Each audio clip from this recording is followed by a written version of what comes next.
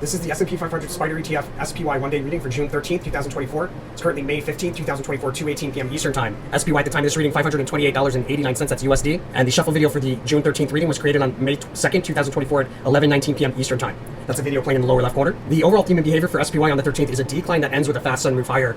Behavior around the highest high for the day, sideways fluctuating decline that precedes a rally. Usually when you see the Empress in the high correlated position, it indicates that you see the high more than once. And behavior around the lowest low for the day, we have an important price level. We kind of flatten out either volatility-wise or volume-wise or something that kind of like flatten out near the low. The high and the low, or the highs and the lows for the day, are also within close time proximity to each other. I'm advised to trade around a disappointing failed attempt to break through key resistance, followed by a decline through key support.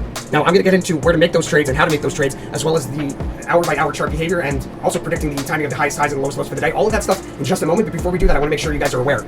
The whole purpose of the channel is to transmute some of the competitive energy of the stock market into goodwill. We do that by following the rule of karma for the channel. You go to the resources tab of our website, Tarot for Traders, and 5% of the profits from every profitable trade utilizing this information should be donated forward to one of these charities, or pick a charity of your choosing, as long as you're paying 5% forward, and then 5% should be sent back to the channel through one of these links. If you're international, you can use Wise or you can use YouTube Tips, and that leaves you at 90%. Make sure to spend that 90% out of love. As long as you follow those rules, you follow the rule of karma for the channel, the universe considers you an angel investor. It's going to send it back to you tenfold for following through. Blessings to all my angel investors. So let's get back into it. In the pre-market, we have a notable move to the upside and a full retracement back down, likely a high either in the pre-market or at the open.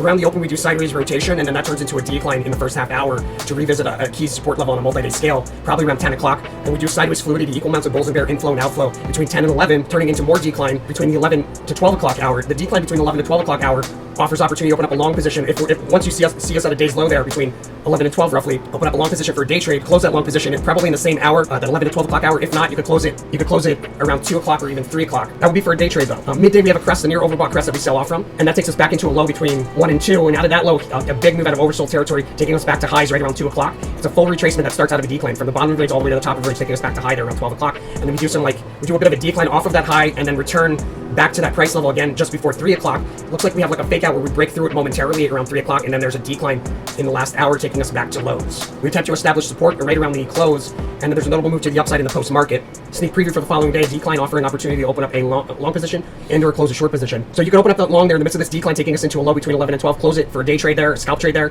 or you could hold it and close it here around 2 o'clock or possibly even 3 o'clock. But at the 2 o'clock and the 3 o'clock highs, I would be looking to open up I would open up a partial short, and then at the 3 o'clock, just before 3 o'clock, I would complete that short position for either a day trade to close it there in the last hour.